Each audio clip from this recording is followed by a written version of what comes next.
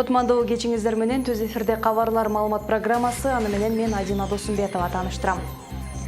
Алгач берүүбүздүн негизги темаларынан.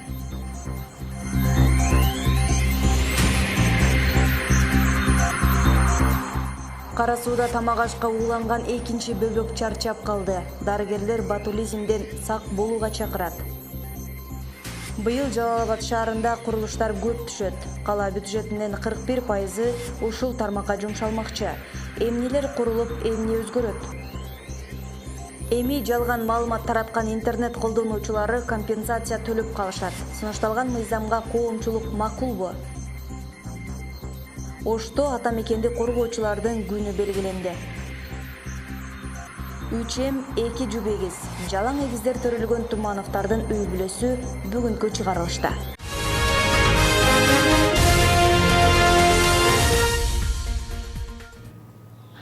Кара сууда тамак ашка ууланган экинчи наристе чарчап калды. Бул тууралуу Саламаттыкты сактоо министрлиги билдирет. 2 жашар бала Ош облустар аралык ооруканага жаткырылып, көрүлгөн аракеттерге карабай кечээ чарчап калды. Ал эми 19 февралда 2,5 жашар бала көз жумган айтылган. Бүгүнкү күндө Ош шаардык ооруканасында орто оор абалда 3 бала каралууда. Дагы 5 киши Кара суу аймактык ооруканасында, жалпысынан 13 февралда ботулизм диагнозу менен 17 адам дарыгерлерге түшкөн. Уулангандар бешик тойдо шире ичип, манты жегени аныкталган.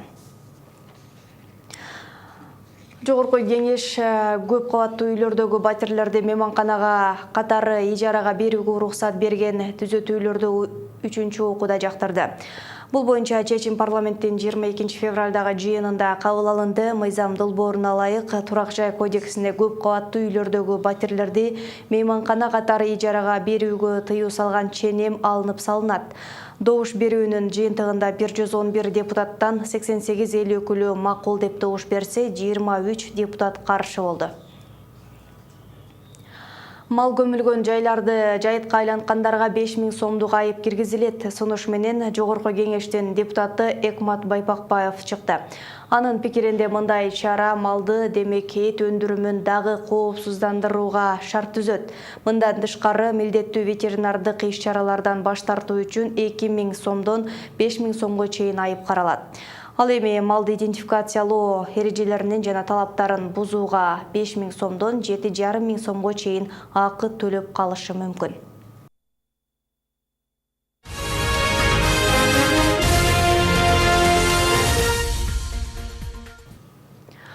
Эми Кыргызстанда жалган маалымат тараткан интернет колдонуучулары компенсация төлөп калышат. Кенемтенин эң төмөнкү суммасы 20 000 сом деп белгиленет. Депутат Дастан Бекешев сунуштаган мыйзам долбоор парламенттин тармактык комитетинде жактырылды. Бирок бул демилге коомчулуктун сынына кабылып, көпчүлүк сөз эркиндигин ооздуктуу катары түшүнүүдө. Теманы кабарчыбыз улансын. Жарандык кодекске сунушталган өзгөртүүлөрдү парламент коомдук талкууга 2 ай мурун чыгарса да, ага акыркы 2 күндө көңүл бурулуп, кайчы пикирлерди жаратты. Кодекске киргизиле турган өзгөртүүгө ылайык социалдык тармактарда жарыяланган билдирүүлөргө автор жоопкер болот. Ошол эле учурда интернет колдонуучусунун пикирин ЖМКда чагылдырылышына тыюу салынат. Эреже бузулган учурда иш сотко ашып, моралдык зыян үчүн кенемте төлөйт. Кандай маалыматты, жалган маалыматты же намуска тийген маалыматты таратылган болсо, ушундай эле соттун чечими таратылышы керек да, ушундай эле. Экинчине болсо, канча сумманы төлөйт, аны өзү арыздануучу киши ошону көрсөтүш керек. Бул жерде интернетке, гезиттерге, телевидение, радиого тийиштүү да. Мындай айтканда только социалдык тармактарга тийиштүү эмес да. Сунушталган мыйзам долбоордо эң төмөнкү компенсация 20 000 сом деп каралган. Бул арыз берген жаран кенемтенин суммасын өзү аныктабаган учурда колдонулат. Учурда Бекешевдин демилгесин көпчүлүк эл өкүлдөрү колдоп чыгууда.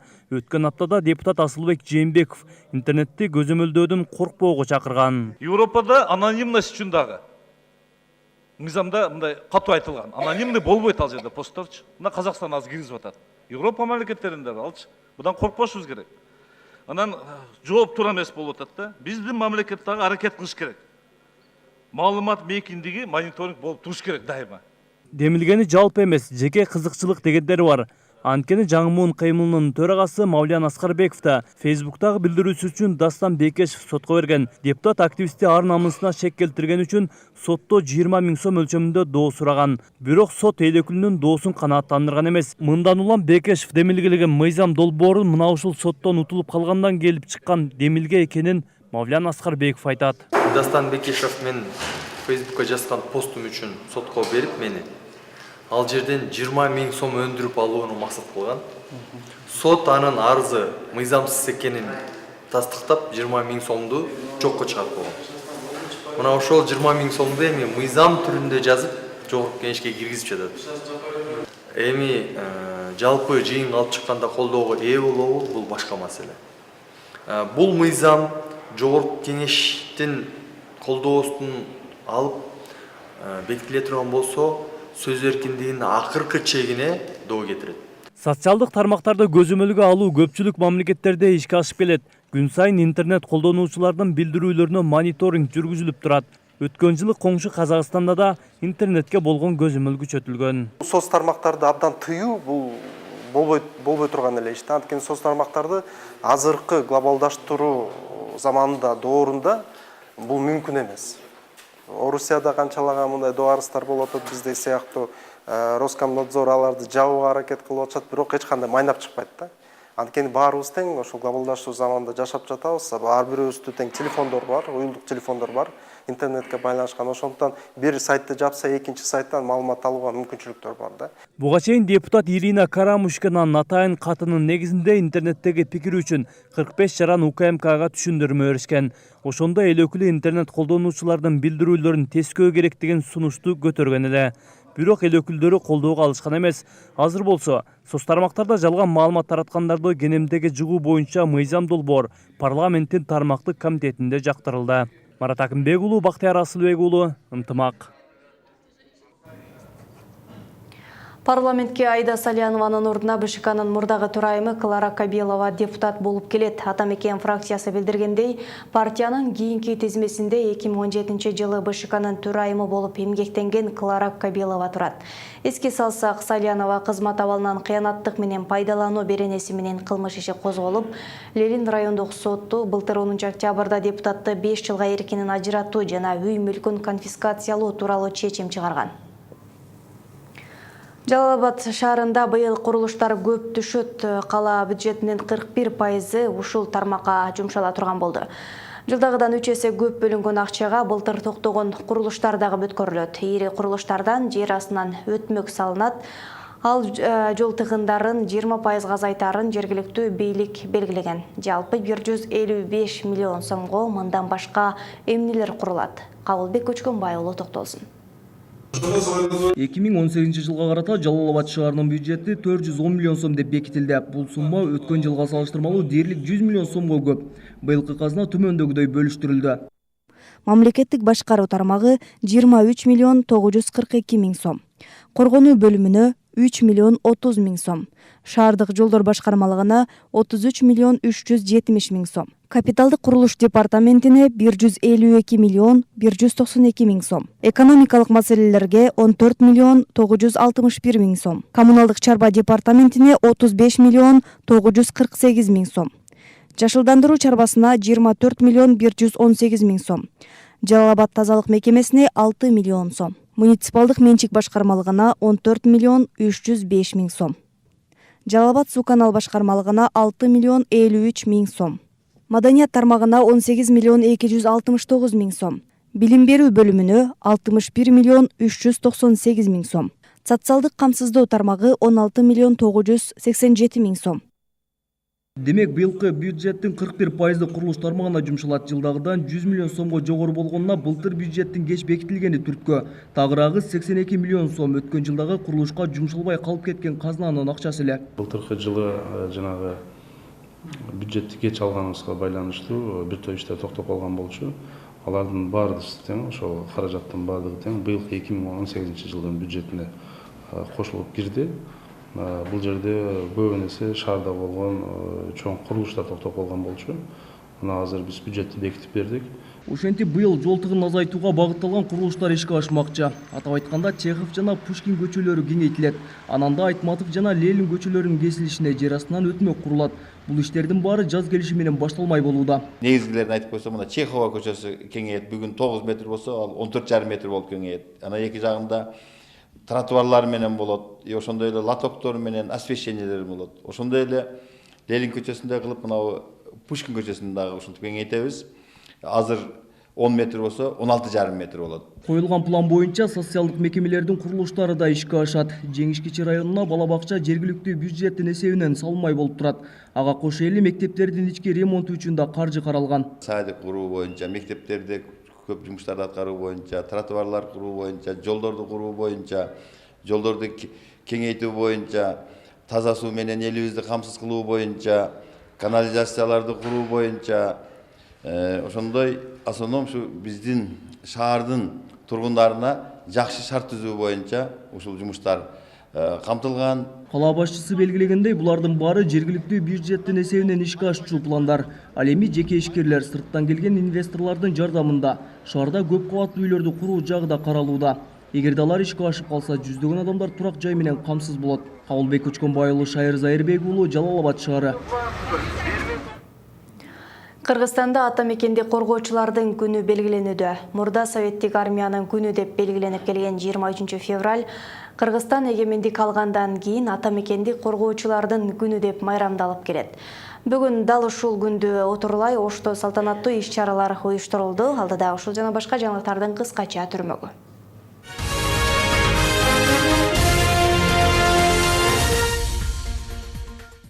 Бүгүн мекенди коргоочулардын түзүлгөн күнүнө 100 жыл толду. Анын урматына Ош улуттук драма театрында мекен коргоочуларды сыйлоо азем өттү. Ага шаардагы бийлик өкүлдөрү, аскер кызматкерлеринин башчылары сөз сүйлөп, кызмат өтүп жүргөндөргө куттуктоо сөзүн айтышты.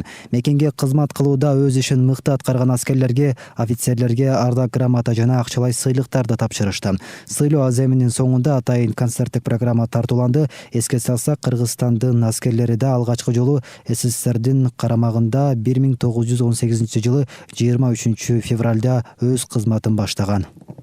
Ошо биздин аскер бөлүктөргө, ошо менен бирге эле офицер прапорщиктерибизге, сержанттарыбызга айтып отурсак, жоокерлерибизге дагы биздин социалдык жактан чоң жардамдар, чоң деңгээлге күжүмөндардыгыбыз азыр жетиштүү деп. Каракулжа районунда ата мекенди коргоочулардын күнү белгиленди. Өнөр кесип тандабайт деп аталган кароосунака мекеме ишканалардын кызматкерлери 2 командага бөлүнүп, 16 баскыч боюнча ат салышты. Тактап айтканда, ырбий, дастан, айтуу сыяктуу шарттар менен өттү. Майрамды кечеги район башчысы менен кошо жергиликтүү тургундар келген. Жыйынтыгында жеңүүчүлөргө баалуу белектер ыйгарылды. Эми ушундай эле иш-чара 8 март аялдардын эл аралык күнүнө карата уюштурулмакчы. Ушул иш-чарада биз бардык жетекчилер катышат. Анан биз бул жерге келип дайыма ырдап, даярданганга убактыбыз болгон жок. Ушул чукул эле 3 күн ичинде эле катышып калдык жумуштан кийин. Анан биз аябай аракет жасадык элге жагайлык деп. Ошто экологиялык жана техникалык коопсуздук инспекциясынын кызматкерлеринин кесиптик майрамы белгиленди. Салтанат шаардык мэрияда өткөрүлүп, ага 30га жакын кесип ээлери чакырылган. Иш-чаранын жүрүшүндө буга чейин мыкты кызмат көрсөткөн адистер тандалып алынып, аларга ардак грамота менен акчалай сыйлыктар ыйгарылды. Оштогу экологиялык жана техникалык коопсуздук кызматы 6 жыл мурда түзүлгөн. Жалпы 40ка жакын адистер экологиялык жана техникалык коопсуздукту камсыз кылышат. 2016 жылы бул кызмат мыйзамды бузган жарандардын 1 миллионго жакын айып пул өндүрсө, өткөн жылы көлөмдү 2 миллионго жеткиришкен. Мурдагыларга салыштырмалуу биздин балдардын кесипте ошол кызматкерлердин да саны жылдан жылга өсүп, жылдан жылга башка багыттар кошулгандыгына байланыштуу штаттар дагы көбөйүүдө. Эми алдыда дагы көптөгөн чоң бизде жумуштар турат. Мына шаарды тазалоо боюнча, шаардагы курулуштар боюнча, мыйзамсыз курулуштар боюнча ошолордун үстүндө быйыл дагы мен ойлойм жакшы ийгиликтерге жетишкенге аракет кылабыз. Мектеп окуучулары тарабынан 10 улуттун маданияты каада салты көрсөтүлдү. Кара Суу районундагы Хамза орто мектебинин башталгыч класстын окуучулары эне тил күнүнө карата маданий иш-чара уюштурушкан. Ага Ош облусунда жашаган улуттун өкүлдөрү чакырылып, алардын үрп-адат, каада салттарын сахналаштырып көрсөтүп беришти. Мындай иш-чара аталган орто мектепте 10 жыл чукул убакыттан бери өткөрүлүп келет. 1000ден ашуун окуучу окуган мектепте 6 улуттун балдары билим алат. 11 жылдык билим уясында мындай иш-чараларга окуучулардын баары тартылат. Негизги максат көп улуттуу мектептин окуучуларын ынтымакка чакыруу жана биримдигин бекемдөө болуп саналат. Достукту чыңдоо максатында жылда ушу биздин мына Шаркы айыл өкмөтүнүн аймагында өзбек, кыргыз, тажик, түрк,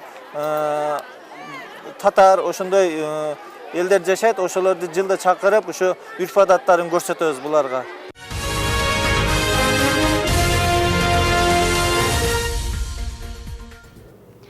8 жаштагы эгиздер Айзат Бекзат, 6 жаштагы Айжан Байжан жана 2 жашка толоюн деп калган үчемдер Асан, Үсөн жана Батма.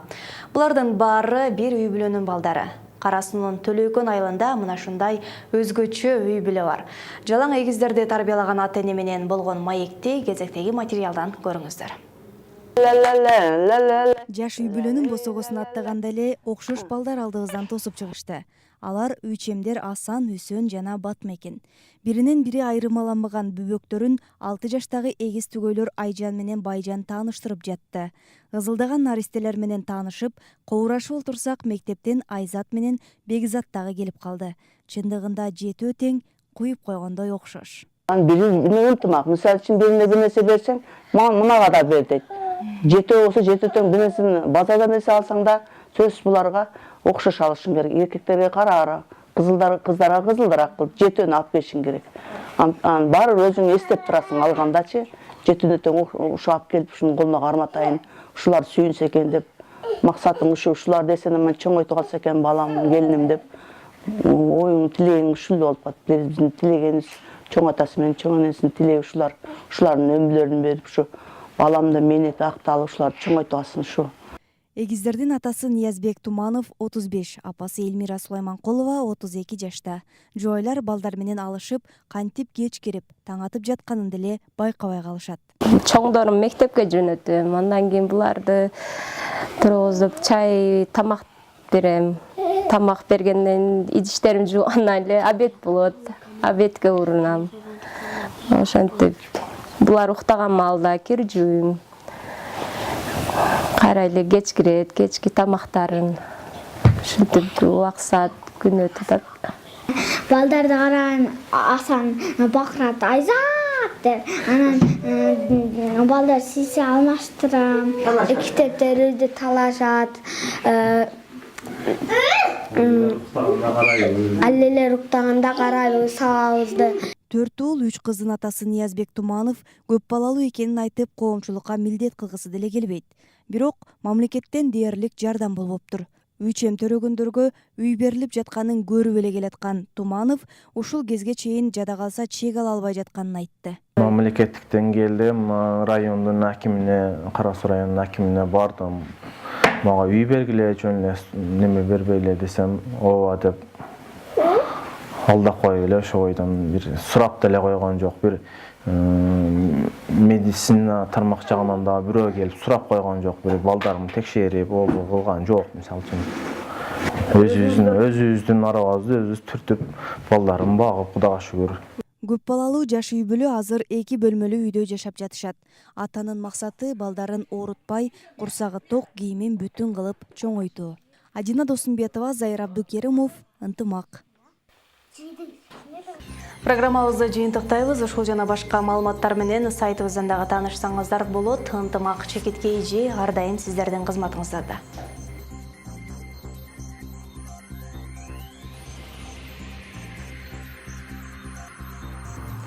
Алдыда орай тууралуу маалымат, алдыдагы эс алуу күнүңүздөр көңүлдүү өтсүн. Саламатта туруңуздар.